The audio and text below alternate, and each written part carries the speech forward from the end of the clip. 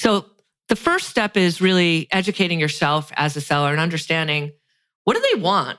What's different from how I've been doing this for the last 5 years?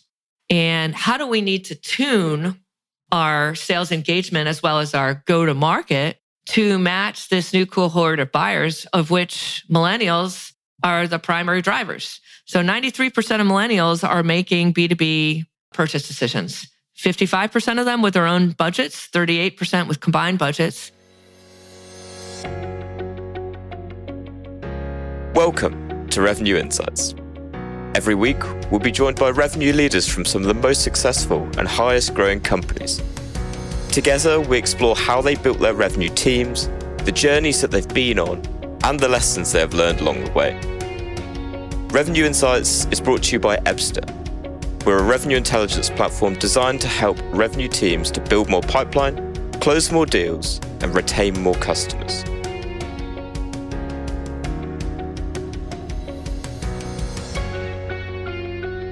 Hello, everyone, and welcome to the Revenue Insights podcast. Today, I'm joined by the VP, Global Innovation Evangelist at Outreach. I've absolutely butchered that.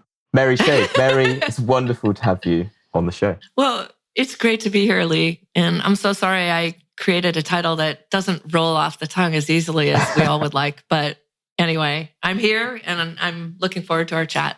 Yeah, it's great to have you on. And we were actually just talking about it beforehand, like the title. It actually leads me really nicely kind of into the first thing that I want to know. And I guess that's really, what has your story been so far to get to the point of having such an amazing job title? Wow. So I think it's, I'm sort of deep into my career at this point, and you get to a point in life and professionally where you kind of just want to do what you want to do. And thankfully enough, the last 6 years that I spent at Forrester being a principal analyst covering the sales technology space put me in a position where I had a pretty nice professional global brand. And when I was looking for my next opportunity, I decided that this was the title I wanted because innovation is really important to me. And when I joined a company, and now it's Outreach, obviously, I wanted to bring innovation to every aspect of the go-to-market, whether that was through potential business partners that we could partner with to do co-branded thought leadership, or partners that we could embed into our technology platform and deliver more value to our users and our customers, or whether it was creating more innovative ways to go to market, like having a conversation like this, or, doing something different. So innovation was really important to me. And I love to travel. And when I was a CRO, I had global responsibility. So I really wanted to emphasize that I'm supporting not just our North American business here at Outreach, but also our business in the UK, which is about 10% of our business. And I wanted everyone to feel very supported that this was going to be a global role that was going to help them and their customers and prospects, succeed and do exciting things in their day-to-day job. So, that was kind of the derivative. And then, of course, Guy Kawasaki was the first evangelist I think we had in the tech space with Apple. And so I had to have the evangelist word in there. Sometimes I feel like I should have just gone with chief evangelist, then that would have been easier. But I don't know. This is more interesting. It's definitely more interesting. It's a lot harder to say, but it is, I know, and I'm sorry about that. That's all good. And I've been doing loads of reading up, and you're obviously, as you mentioned, super, really prominent in the space, doing a lot of thought leadership. And something that, from my perspective, and I know you've talked a lot about the multi-generational shifts that are happening at the minute. Throughout your career, how has the sales process changed, and kind of how have you seen it develop to the point where it is today? Well, I started my sales career back in the mid to late 90s, and I was actually an SDR, so front of the cycle rep for Forrester. I did 2 stints at Forrester, one in sales, and then coming back many, many years later after I'd made a name for myself as an analyst. And so, you can't even compare what it was like when I was an SDR. We would be, our phone calls were tracked, our emails were tracked. Everything was fairly rudimentary. We rolled our CRM system. It was Siebel, which I don't want to hurt anyone's feelings, but not the easiest system in the world to use. And, selling, I think the biggest change was at that point, selling was more of an art than a science, right? Because you didn't have the technological advancements that we've had in sales tech from circa 2015 to where we are today.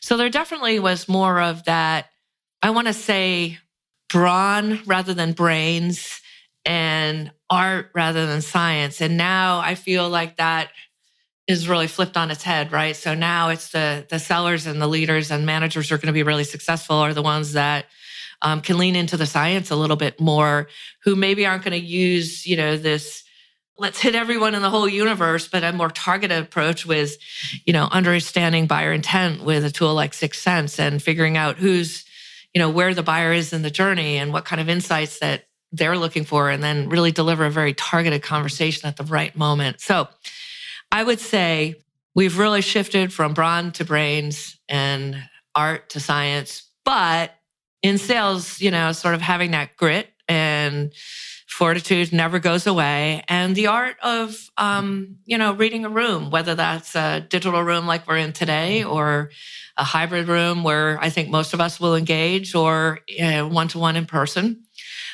being able to be a great listener and empathetically understand your customer prospects' challenges and problems, and to be that advisor, be that person who really has their back.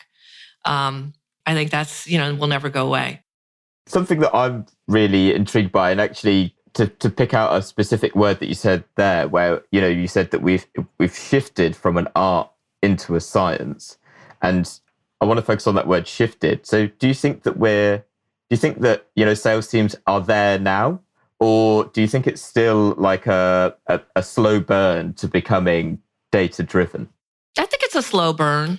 I don't think we have anything to thank COVID for, but I think there's some innovations that came out of being part of a global pandemic. As early as 2017, I was following the data that said buyers increasingly wanted to meet on virtual platforms or remotely versus in person. 1 in 7 buyers actually said that. And it was kind of people weren't really picking up on it. When COVID hit, 80% of sellers said, I can't be successful if I can't go meet my customer in person. And now look what happened. People closed multi-million-dollar deals and they never met because they couldn't. So I think it's going to be a mix of both. Like I was saying before, the art never goes away, but you do need to start to lean into the science. And I think sellers who understand that and embrace it will be the ones who succeed, and the ones who don't will probably fall off by the wayside and, die on the vine there. And do you think that it will, and I'm coming at this from a marketing perspective, right, where marketing has gone on this journey to becoming super data-driven. And what's really interesting now is it's now starting to go back to be like, actually, we need to be more creative. And so, we've had this real shift in sales in particular to being more like, data-driven. But do you think that over time we're going to go mad for data and then go, actually, we need to go back to basics? That's such a great question. And, like when you think about business and life, it's all about moderation, right? It can't be all or nothing. What's interesting about your observations on marketing is that I'm seeing it too, especially with some of our events. Like we are curating 3 events this fall. I'm leading one, which is a Women in Revenue or revenue event, and we're having it at Napa. We're doing another one for chief revenue officers and one in London that you'll hear about soon. And we're really building in a lot of time for, sort of getting refreshed, having more intentional networking, bringing in speakers like Brene Brown or others who can really help us just take a step back and realize we've been through 3 years of a pandemic. Now we're in a global economic downturn or on the cusp of that. It's been a tough environment. So we're seeing a lot more desire for just sort of taking a pause and having a little bit of a personal connection. And I think we're seeing that in marketing. We're seeing different types of events where the standard webinar has gone by the wayside. You see podcasts like these are much more exciting and interesting. And then you see more interactive types of engagement. So it can't be all or nothing in what we do. It has to be, a blend, and then you're going to have ebbs and flows in different periods in the continuum based on what's going on in the world. Yeah, I'm something that I'm quite interested in, particularly in your role, which, really does look at everything from a global perspective.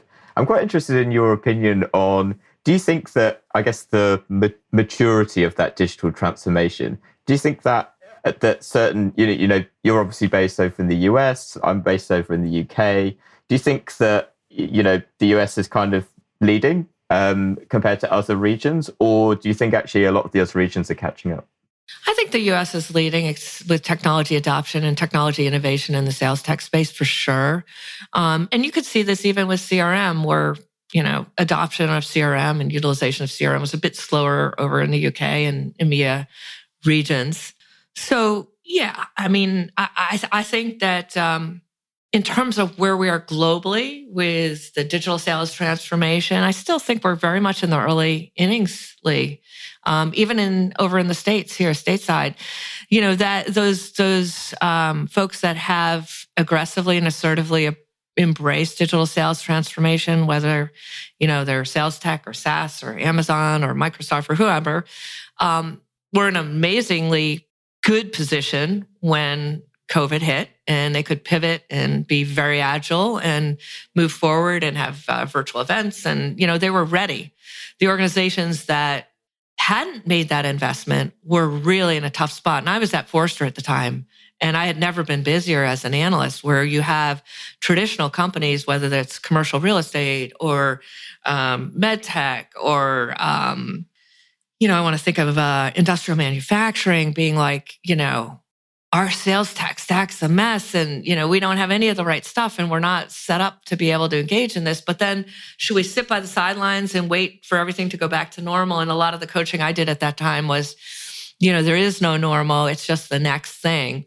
And tech is here to stay, and your buyers are changed exponentially, so you've got to make this investment.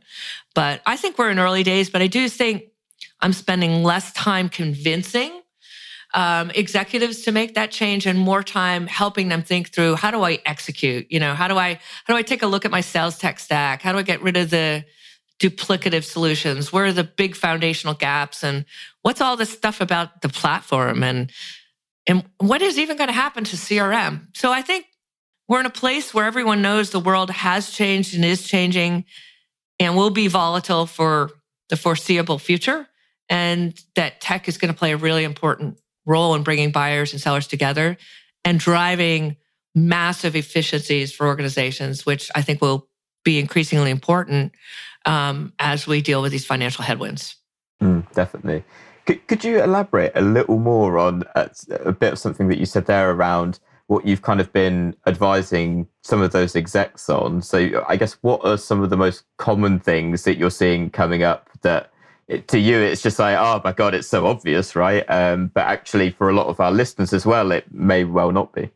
Yeah, there's so many different things that seem so obvious, and you do this when you spend all day long thinking about this stuff and talking to people about this stuff, but it's not obvious for everyone. And I think, you still see organizations that are saying, CRM's the answer. And CRM's not the answer for go-to-market. It's a back office solution that is important and crucial, and we have to have it, and it's a system of record and hopefully a single source of data truth.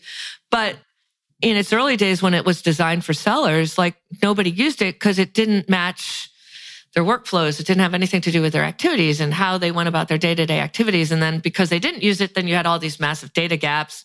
And then data gaps, as a marketer, leads to a disrupted in a negative way experience between sellers and buyers, right? So hiccups and all kinds of things that buyers won't stand for anymore. So I think the biggest thing is executives like making massive financial investments in CRM and expecting sellers to use that, whereas the innovative companies are engaging with providers like Outreach and others that provide a seller-first technology that was designed for the sellers. The workflows match how the seller works. The UI makes sense for a seller. And then placing those platforms through APIs and integrations on top of that CRM. So I think that's probably the biggest thing. The second thing might be like really thinking that we're going back to where we were, which we're not. Yeah, definitely. I think that's probably a nice segue to probably talk a little bit about some of the studies and reports that I know that you've got coming out. I was having a look beforehand where you did a lot about the closing the sales execution gap and a lot of the change to the sales cycle. I kind of want to open up because I know we were talking a little bit beforehand that you've got quite an exciting study on the way. So what kind of things are you seeing in terms of how things are shifting in B2B selling? Yeah, I mean, to ask an analyst or researcher about their data, it's like Christmas just came to my house here. So thank you for asking. So I work oftentimes with Forrester as well as with other data providers. And so we have a Forrester study that I think is coming out right when this podcast drops next week. And it's called Generational Shifts Fundamentally Change B2B Buyer and Seller Dynamics. And we actually went out and surveyed about 1,000 plus buyers across 22 plus industries in the UK, in US and Canada. And what I wanted to understand was in the past 24 months, how had the buying cycle changed? How had the buying process changed? And what did these buyers think was a great experience in interacting with their seller? And I found so many things I didn't expect to find, which is really cool. Many that I did, which is unsurprising. But like the biggest thing is, sales cycles are much longer now.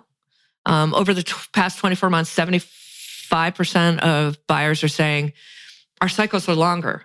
And one of the reasons they're longer is because there's more stakeholders involved in the process. So you can have anywhere, depending on the size and complexity of your solution, 11 to 22 buyers. And then usually those folks are matched on the sell side because you've got to have, top to top, mid to mid, different levels of conversations.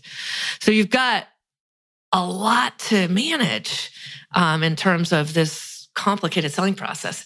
And then more touch points are needed to drive a sale to closure. So digital touch points across the entire revenue cycle. So it's getting hard for sellers. And I love that. In a nutshell, it just genuinely is getting harder for sellers. And I suppose that's what is driving a lot of this digital transformation, right? Because of a lot of those changes to the sales cycle. And so I guess to open this up more generally, what do you think are some of the ways to start to manage that? And how do sellers actually start to take that into consideration in their day-to-day and actually start, that number of stakeholders is a lot of relationships that you're maintaining, right? Yeah, it's a lot. I mean, I think the first thing is really understanding the trends and the dynamics between buying and selling. So now we don't have buyers, we have buying groups. We don't have, top-down decisions that, the baby boomers used to make, but now we have an inclusive decision that's more consensus-oriented, and we have much more focus on adoption.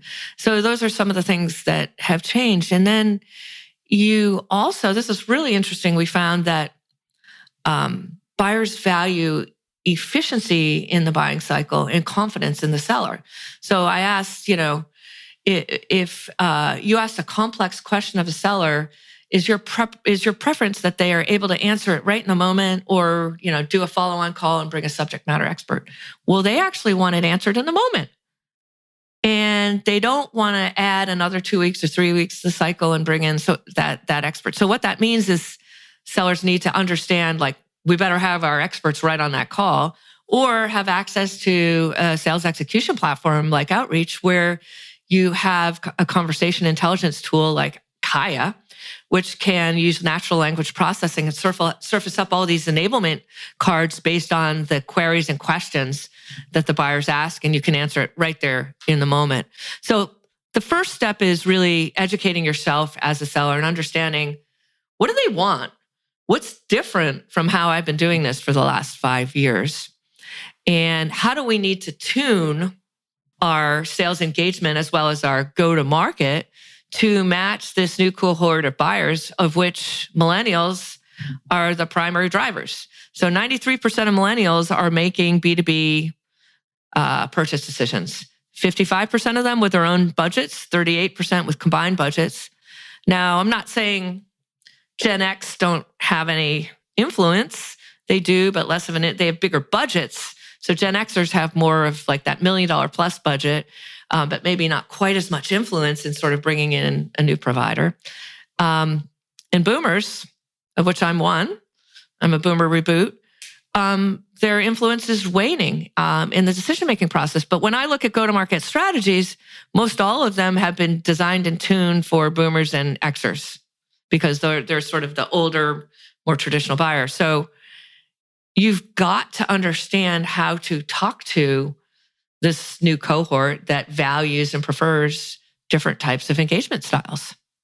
And I love a lot of the suggestions that you've made there, particularly around like conversational intelligence. And what I'm wondering with that in mind, to everyone that's kind of listening, what would you say then to speak to those millennial buyers?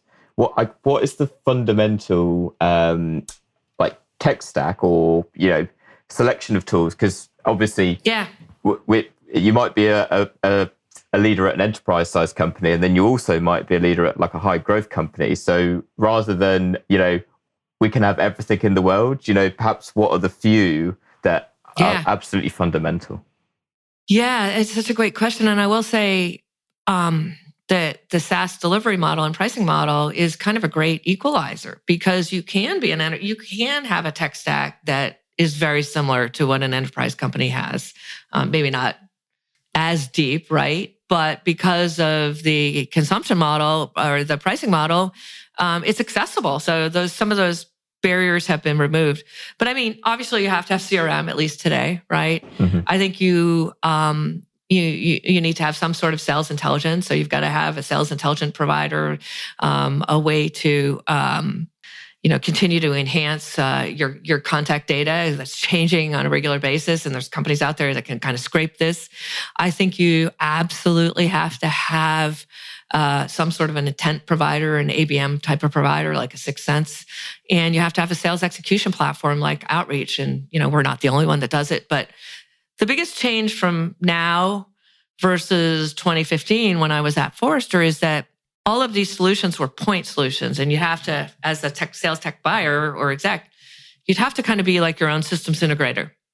Today, you can now get a platform. And what's beautiful about the platform is you only have, one provider to negotiate with so there's economic savings in terms of the time there. You've got functionality that can relate to the chief revenue officer, your head of RevOps, down to your first and second line managers, your reps, your post-sale personnel. Everyone uses functionality. And all of the activity data that happens on the sell side and the buy side is automatically captured and stored in single set and uploaded into your CRM. So the great news is that you don't have to worry about all these siloed data from point solutions. You can just get a platform. It sits on top of your CRM. And of course, you're going to amplify it with a few other things like the sales intelligence and all this other stuff. But we integrate with all the companies that I talked about. So we just announced a big integration with 6th Sense, which now, what that does. So it allows, it gives you visibility into all the behavioral activities in the earlier stage of the discovery process, right? So going to a website, downloading some content, going to a webinar, doing all of this. Now, 6th Sense provides all of that visibility and analytics to our sellers right in the platform. So they know now through this native integration exactly where their buying group is or their individual buyer is in terms of their journey, what they've done prior to even talking to sales. And they can engage with a much deeper level of understanding, which I think is going to be so important going forward. Mm. And to lead on from that, and actually, going back to something that we talked about earlier in terms of like how it's, shifted. Do you think it's going to stay like that for the next 18 months where that's the foundational core? Or do you anticipate that, that could potentially change? I think this is the foundational core. If you think about it right now, first you had CRM, then you had like all these different point solutions. I call CRM legacy technology, sales tech. I call these point solutions sort of a period of experimentation, right? Where you're trying to figure out, oh, let me try conversation intelligence. Let me try engagement. Let me see if I can use seismic and, be able to deliver this content and get rich analytics back. Now, technology buyers don't want to spend all this money and they want integrated data. And so I think the platform is not changing. I think we're right at this period from, we went from experimentation to consolidation, where there's a lot of consolidation with these different providers. Now we are in platformization. And now it's really about helping the market understand, where these sales execution platforms sit relative to CRM, how they work together, how they allow you to get more value and extract more value from your CRM. And so I think it's more education, and we're at the beginning of this phase. I don't see any major changes because I think we're really early at this particular juncture. Amazing. One topic I've really wanted to cover, and to take us a little away from the kind of line of questioning that we've kind of originally been on. I'm a real admirer of how you've kind of championed diversity, equity, and inclusion. But something that I wanted to ask you, and I guess in your own words, is why do you think it is so important? Well, that is a big question. It's important because it's the right thing to do, right? Every member of society should have equal opportunities at wealth creation and doing the types of jobs that give them passion.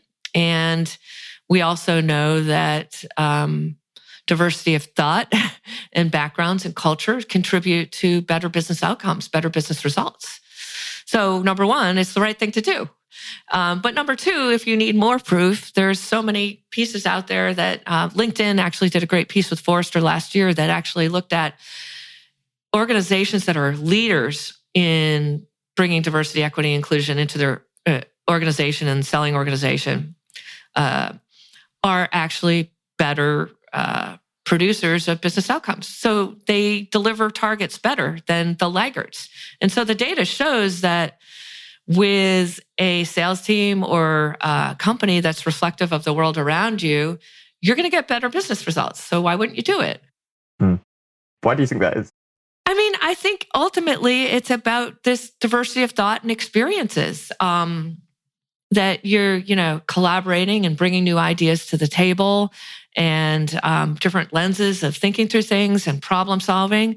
I also think as you think about specifically in sales and how the sales role has changed over the last 20 years, and I don't want to go out on a limb here, but it's perhaps folks who identify as being women. Some of the skills that they intrinsically bring to the process are more aligned with how buyers want to buy today. It's less about, hunting and pitching and closing and driving, and it's more about listening. It's more about collaborating. It's more about bringing the right resources to the table and coaching your buyer around, here's what you need to do internally. First, we need to do this, and now you need to get 10 cup this, and being that coach. So I don't want to say that that's those skills are unique to one gender or another, but maybe folks with different backgrounds that aren't fitting into that traditional mold, it's their moment to be really successful in sales. And for folks that do fit into that traditional mold, it's an opportunity to learn from others that maybe had a different journey than you did. I love that. I want to ask one more question before we kind of move to wrap up, Mary.